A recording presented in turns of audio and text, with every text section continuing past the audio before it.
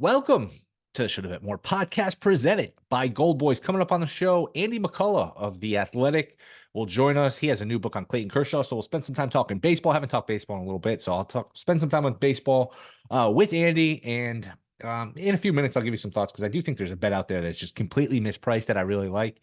But I'll start here with the NBA as we are down to 8, 4 teams in each conference. The one series that went 7 is the one that really nobody wanted to see any more of, and that is the Cavs, the Magic. Cavs end up winning down big early, down I think as much as 17, 18, and end up winning the game and winning it pretty comfortably. Orlando just couldn't score in the second half. Let's be honest, this series was painful to watch, absolutely like watching paint dry, both of these teams.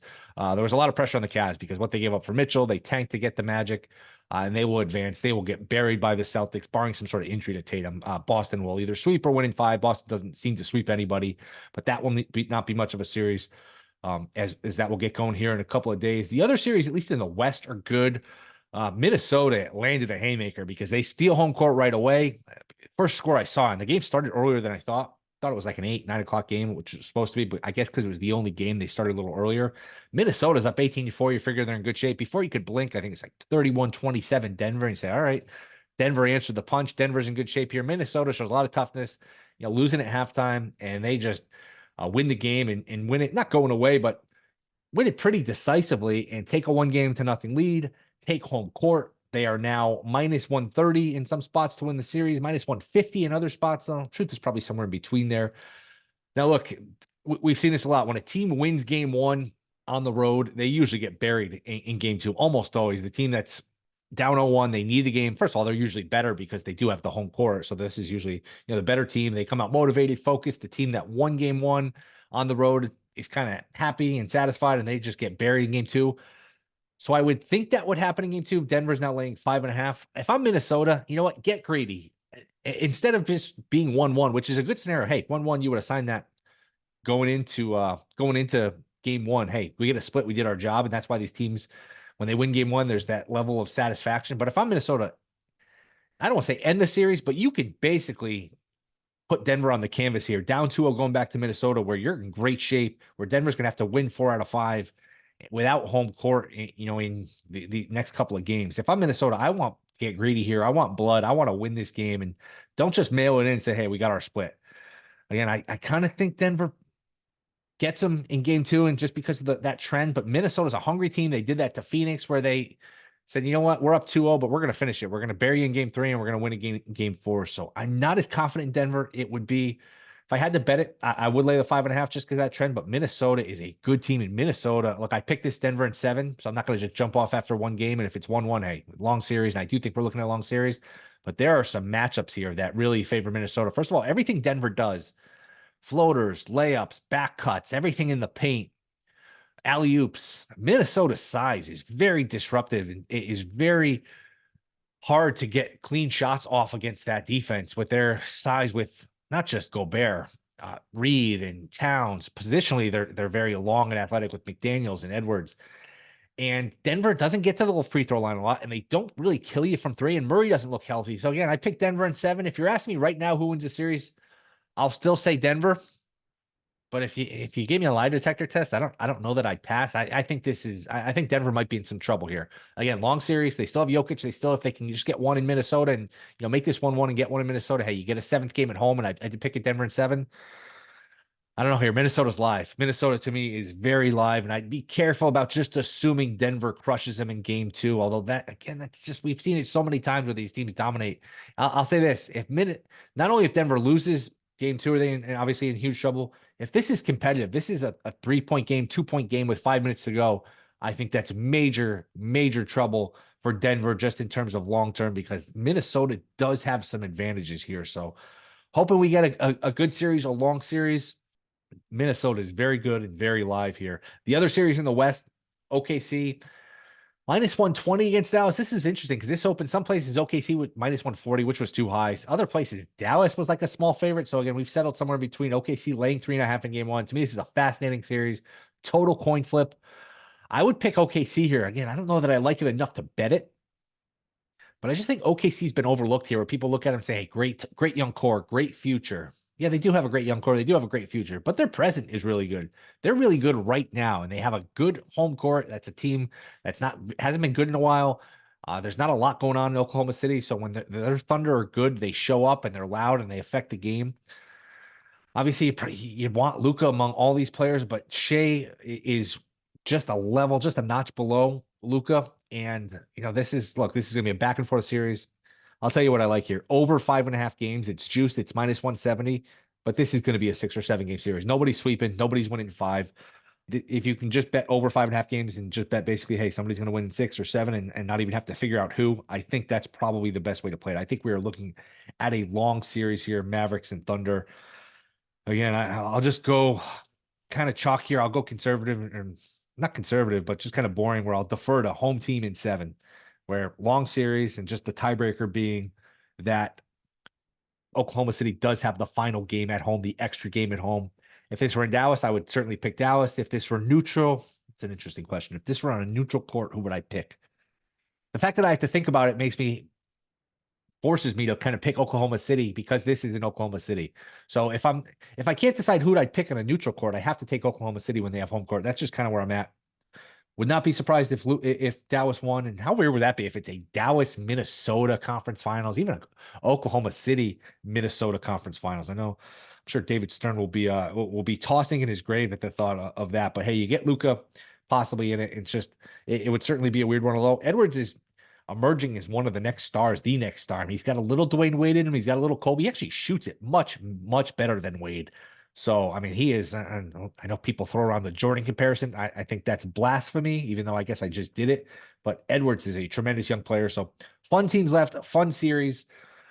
As far as the East, I think the Knicks are going to bring a level of toughness and intensity that Indiana is not going to be able to handle. Indiana's not going to be able to handle them on the glass.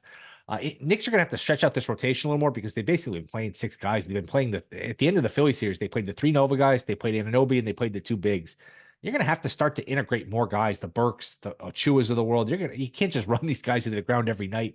So at least early in the series, just you're home. It's only game 1. I would expect that we start to see a little bit of a longer rotation. Knicks laying 6. I mentioned the other night when I did the podcast right after Knicks Sixers ended, minus 205 was light. It's up to minus 250. It's up to minus 300 at FanDuel. That minus 245 still light. I like Knicks minus 1.5 games, minus 125. To me, the Knicks win, and they win in 6 or less. I mean, that's the bet. I will pick it Knicks in 5.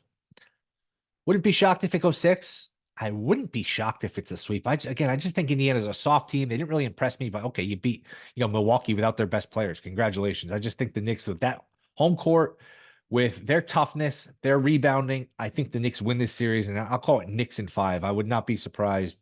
Again, if the Knicks, I just think it's going to follow this formula. I think the Knicks get their 2 games at home. They get the split in Indiana, and they come home and they close it out in 5. And again, that card is going to be rocking. It's possible we have New York, Boston in the conference finals in the NBA and in the NHL with the Rangers and the Bruins as a conference finals possibility. So I'm sure ESPN would love that. All the New York, Boston stuff, MSG filled up, Boston filled up for these next couple of weeks. And then we're still a couple of weeks away from that, but I do think we're getting New York, Boston in the East. And I mean, who knows about the hockey? Hockey is so random, but I think the Knicks will take care of business pretty quickly here with the Pacers, and I'm surprised this line's a little light. I think they're a much better, much tougher team. This Knicks team is than the Pacers. Quickly on baseball before we get to Andy McCollough. Haven't talked baseball in a while. Nothing earth-shattering going on. You look at the AL East. I think I've mentioned this. I think Yankees Orioles is going to be a down to the wire pennant race. September, maybe even the last weekend. The Orioles kind of put the Yankees in their place last week, beat them 3 out of 4. Yankees couldn't hit. Yankees had a nice comeback victory against the Tigers on Friday, and that got them going a little bit. But to me, those teams are both going to be in the mid to upper 90s. That's a good race. Tampa's not in the mix anymore. It finally caught up to them. All the injuries, Franco being out.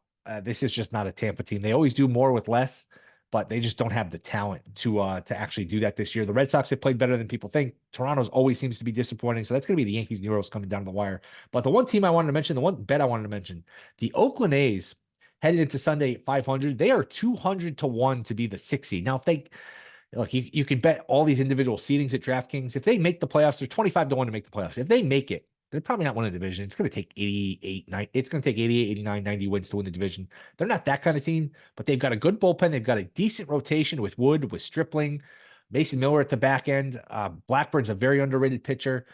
If they can get to like 84, 85 wins, be kind of last year's Marlins where they sneak in, the 6 seed at 200 to 1, I just think that's mispriced. That shouldn't be 200 to 1. And there's a little vibe with, hey, they don't want us. Let's rally around that. There's a little major league Cleveland Indians vibe to it with Rick Vaughn at the end of the game. You compare that to Mason Miller, just the hey, it's us against the world, that kind of thing. So Oakland at 200 to 1 to be the 6 seed, I think is fascinating. So again, we'll do baseball more going forward here as the NBA playoffs will die down before you know it. And I'll start to do more baseball, but it's just hard every day to, individual games aren't important enough unless there's an award bet out there, which I don't know that there is. Judge at 18 to 1 starting to heat up.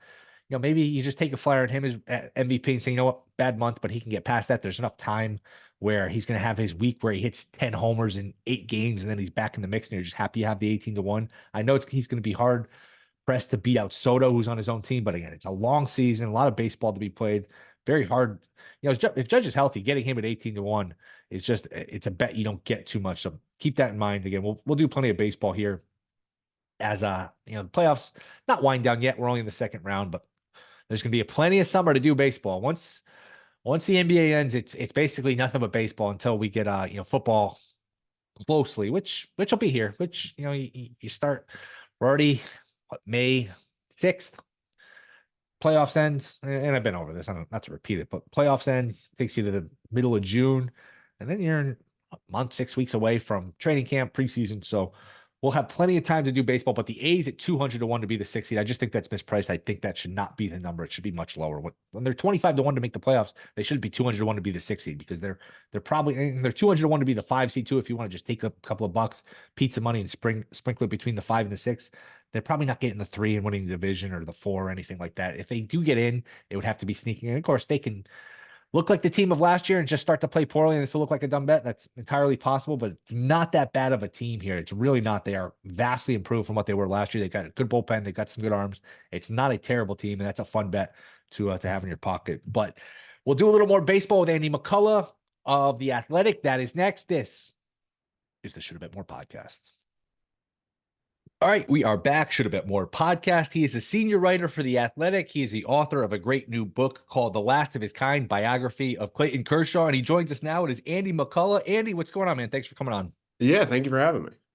We'll get into the book shortly here, but just some big picture baseball questions. When you hear this, and I hear this all the time, and I have a hard time fighting back, but when you hear that baseball is dying, do you push back? What is your reaction to that statement? Oh, I don't care. I don't know. I mean, like when someone tells you that, they clearly believe it, and I write about baseball for a living, so I don't know that necessarily my job is to like try and argue with people who think that baseball is doing perfectly fine. It's like an $11 billion industry. Players are they have the best union in, professional sports. Like they have tons of attendance, they play more games. Like I think baseball's doing fine. You can make arguments about like its cultural relevance. I think that in general, it's just struggles compared to football because football is just so much more popular than anything else. I mean, I think that, it seems less popular than the NBA, but I think that's just more from a, cultural or I don't know. The NBA does like drama really well. Baseball tends to do sort of dumb scandals better. I mean, baseball's fine. I don't know. But usually when someone tells you that, they just kind of want to argue and like life's too short. I got stuff to do. I like that. Yeah, and I'm a baseball guy, so I don't know. I know where they're coming from though. Like when I was a kid, like I'm late 30s. When I was a kid, man, it was Ken Griffey Jr. and the Yankees were big. It does feel like it's not as, and you mentioned cultural is probably the best word, where it's just not in like the, kids in high school, college, they're not talking about it like they used to, like when we were kids. Yeah, I mean I think that's true though for all sports, right? Like, the youths are they're like less engaged in professional sports in general. Yeah, we live in a more atomized culture, there's more access to different forms of entertainment. It's become an extremely regionalized sport. But I don't think that's all that different from the other, major sports besides the NFL. The umpire seems like every day you see something with an umpire getting a call wrong. Boone got thrown out a week or two ago where he didn't even say anything. These umpires, the CB Buckners, the Angel Hernandez, just feels like this has come to a point where they're sensitive about the fact that, hey, robots, technology could replace them. The calls are getting worse, or at least more publicized.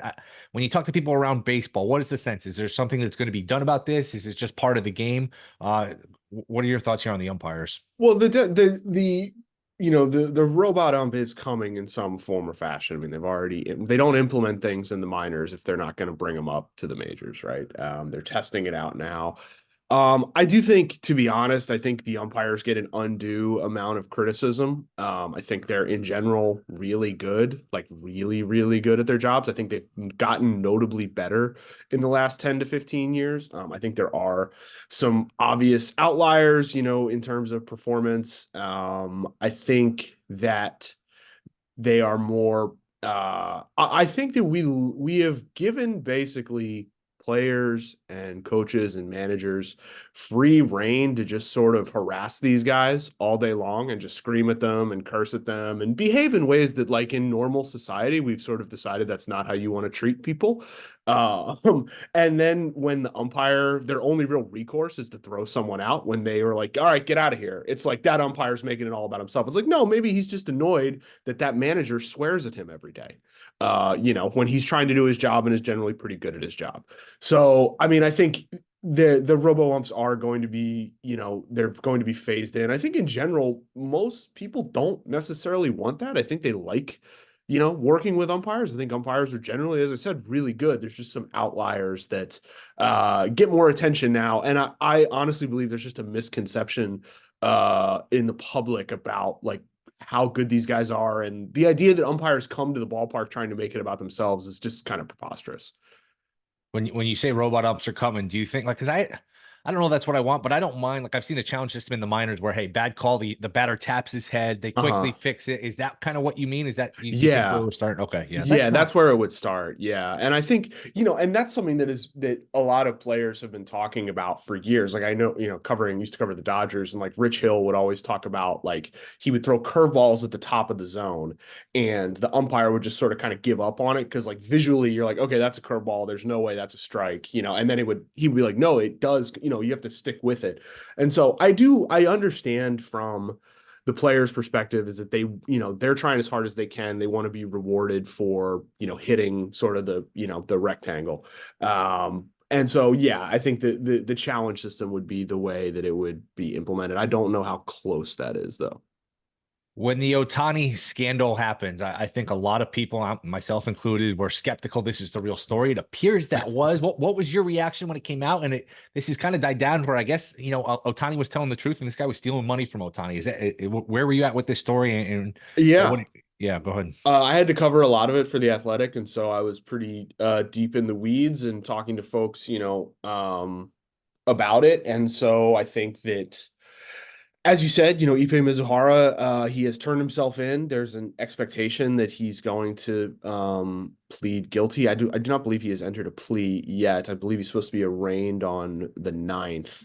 But there's an expectation that he's going to plead guilty and cooperate. And the charging document that was presented by the federal authorities, laid out a, pretty convincing case that, Mizuhara did steal from Otani. Otani has maintained, from the beginning that he had no idea what was going on. And so I think, at first blush, it's like kind of a crazy thing to believe, right? That someone is able to steal that much money from you without your knowledge. But that appears to be what has happened. Crazy things are possible. So I think that, and there was, the reason for the skepticism, right, is like anytime a story changes, that means someone's Yes. lying, right? So it's like either Mizuhara's lying in the first version he told to ESPN, or Otani's lying in the second version, that when Mizuhara recanted or whatever, right? So it just hurts everyone's, credibility, because you just know that someone's, when the story changes, someone has lied somewhere.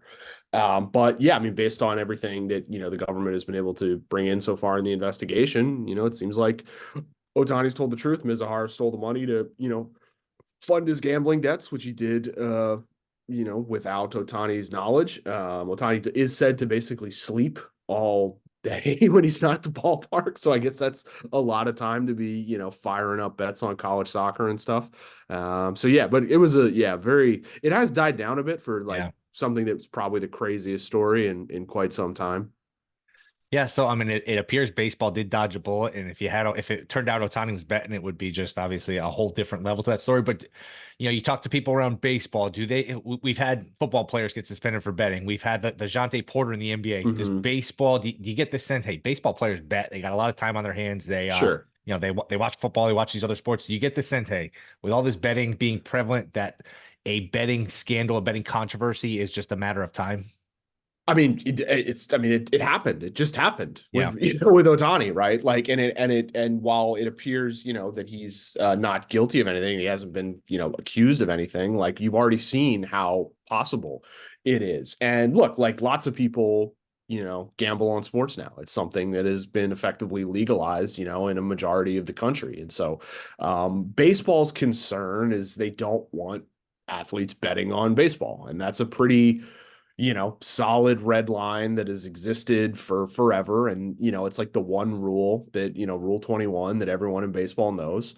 And, I think that their main concern in any of these, investigations is, did the person bet on baseball? Because if the person is like illegally betting on, college basketball games through a bookie, baseball's not thrilled about that.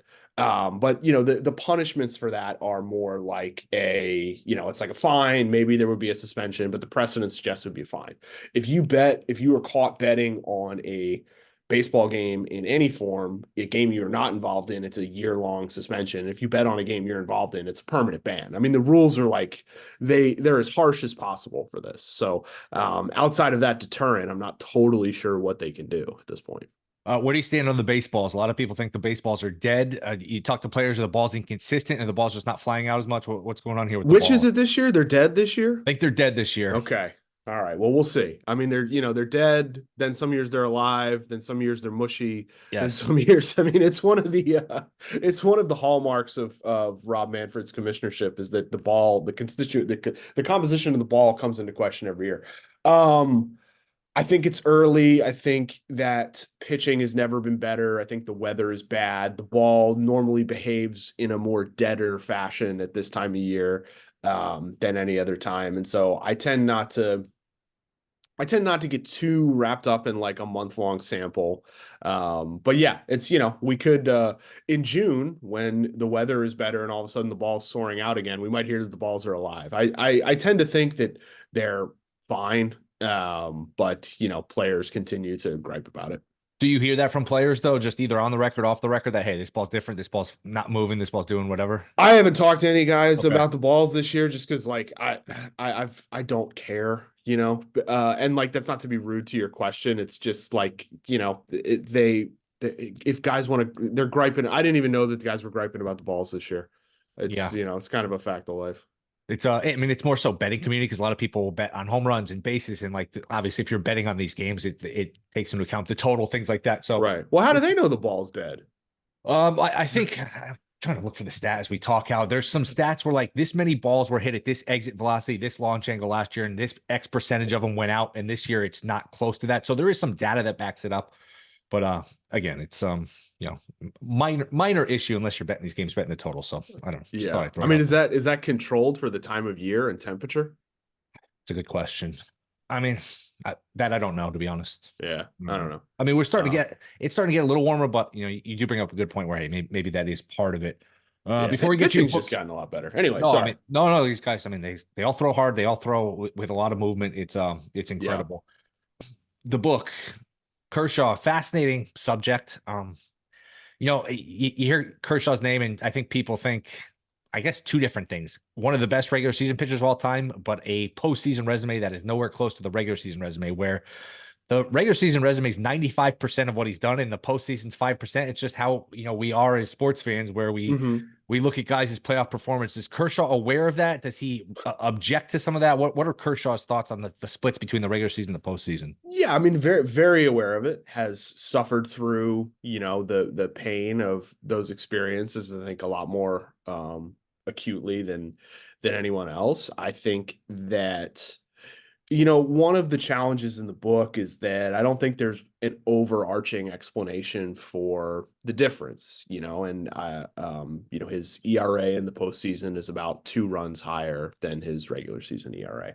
His regular season ERA, by the way, is the lowest in baseball history. So, you're dealing with a pretty good bar there. I think that it kind of goes through various eras. There were times early in his career, in 13 and 14, where perhaps he was a victim of, a bit of stubbornness in his approach. There were times where he was playing on teams where they did not have a particularly effective bullpen. And so he was asked to go for an inning too long, and that affected things. There were times when he just had bad luck. There were times when he just had bad performances. And if you go through, all the starts he's made in his postseason career, there's a lot of really, really good ones. They just get less attention than the blowups, because that's just the standard he'd set for himself. So yeah, I mean, I think it's he's very aware of it. I think he doesn't have a particular explanation. I think that he's talked about how in the past he, was dealing from a position of fear in the postseason. And it's not that he so much was afraid when he was out there, but what drove him, I guess, was just a fear of failure. And as he's gotten older, he's tried to just be driven more by, the idea of, the hoping for the triumph of success. And so, he's had better results in certain postseasons, especially in 2020 when they won. But it's something that is still important to him as he comes back, from shoulder surgery. He wants to, be able to pitch again in October and show people he can do it. It's tough because the 2021, and I don't think this is fair, but I just think it's the reality where it just kind of gets swept up. 60-game Sure. season, World Series, no fans. Does he get that sense? Do you get that sense where, hey, I know it happened. I know he won the World Yeah. Series. He had some good performances, but ... Yeah, I think it's something that in the moment, like in 2020 and even into the next spring, it was very much like, hey, we won. Like, we won. It's over. Like, got the ring, got the monkey off my back, all that sort of stuff. And I think, my personal opinion is like, look, if they were going to play that stupid season, you might as well make it count, right? Like, that season was just a nightmare from beginning to end. They played, the best team won. That Dodgers team, is like probably the best team that's been assembled in the last 20 years. So like they should take credit for it. But I think that what has happened, maybe to a lesser extent with Kershaw, but definitely within the Dodgers organization, is the value of that championship feels to me has been reduced somewhat as the team gets more and more frustrated with how their postseasons have gone in 21 and 22, less so last year. They were frustrated last year, but like they kind of knew that team was flawed. But, I think that as they get more, bitter or just frustrated with like not being able to punch through on teams in 21 and 22, which were so good. The 2020 championship has been cheapened a little bit. They have no signage for that at Camelback Ranch, their spring training facility. There's no banner that says 2020 World Champions. Wow. There's no like, if you walk into Surprise Stadium where the Texas Rangers play, right? There's huge banners and stuff like Series champions, right? And there's none of that at Camelback Ranch. There's no like acknowledgement of the fact that they won the World Series. And so it's kind of in a weird limbo. We're like, I think that it was very much a relief for Kershaw. It was very much a relief for the organization. It's something that they are proud of, but they are very much interested in getting one more at the very least. It's funny because it's a chilly day here and you can't see this and I didn't plan this, but I'm a Laker fan. I'm wearing my Lakers 2020 NBA Oh championship my shirt. gosh. So, Yeah, that's right. what a weird Yeah. Like I coincidence. imagine it's similar to how like the Lakers feel about it, right? I would Like as a say Lakers fan, I'd be curious yeah. I would say the Lakers, they played pretty much 90-something% of a regular normal season. Then they went Sure. into the bubble and they're the best team all year. So you can't they played, they won it. I don't dismiss anything. I just get the sense with the Dodgers, it gets dismissed. As a Laker fan, when people say, hey, it doesn't count. I mean, look, they were the best team all year. They're the best team in the playoffs. Yeah. I think it's a real championship. And I felt the same way about the Dodgers, but I just get the sense with Kershaw that, hey, people, you know what? They've choked since. Who cares? It was a 60-game season. Doesn't really count.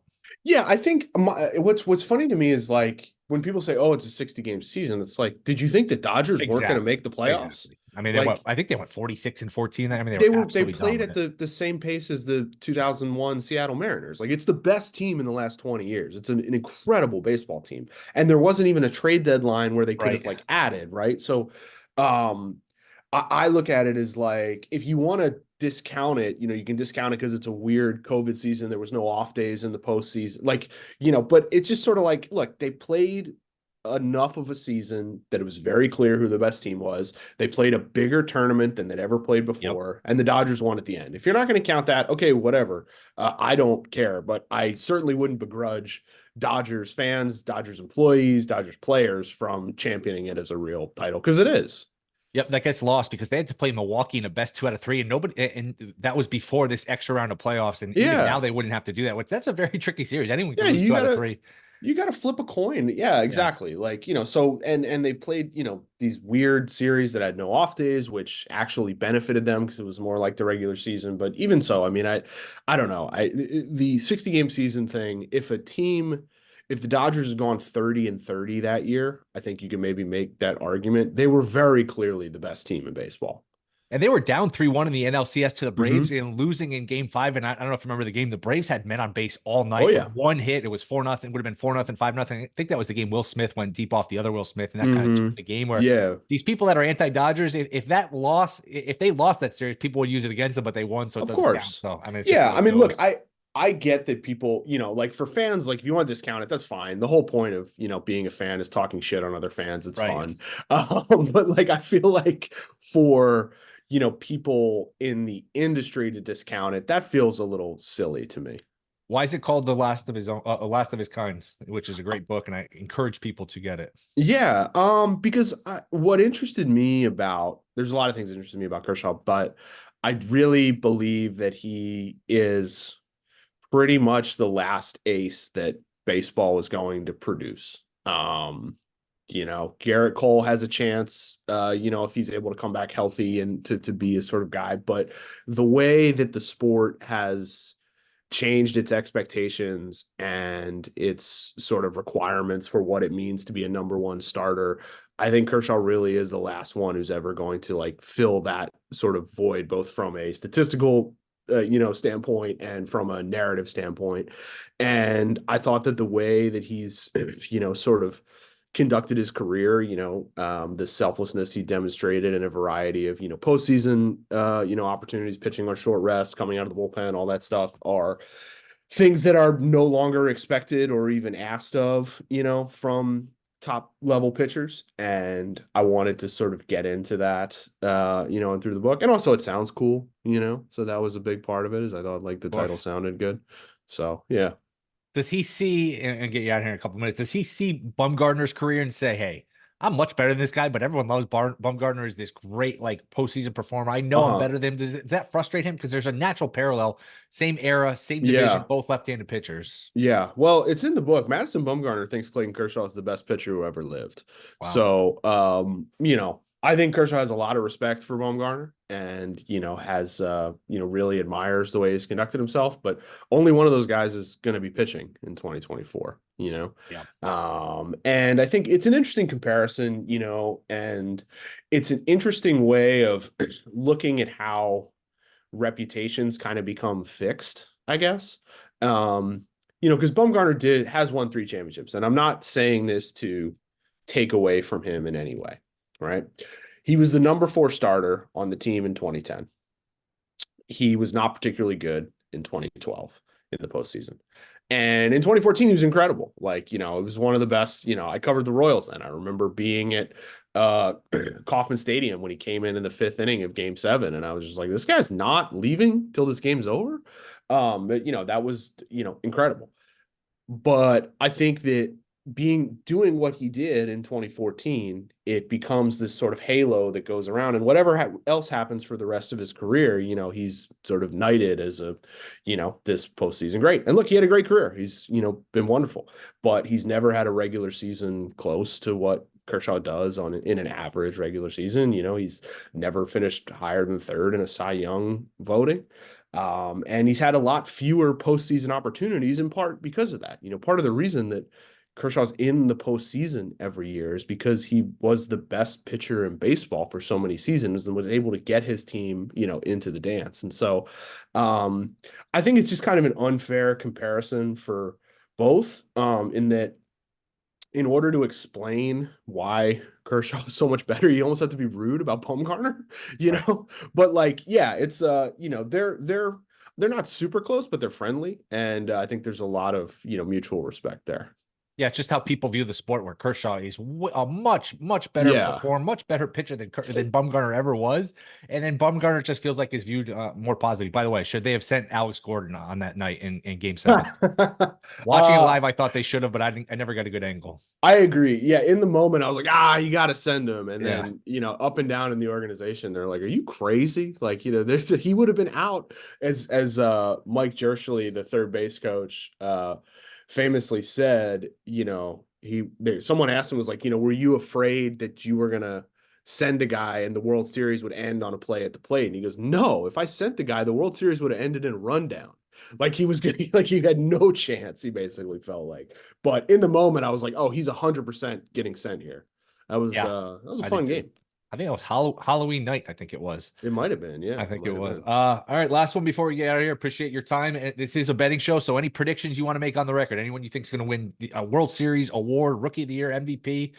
Geez. If you get it wrong, nobody's going to remember. If you get it right, we'll just we'll promote it and you can victory lap. So Sure.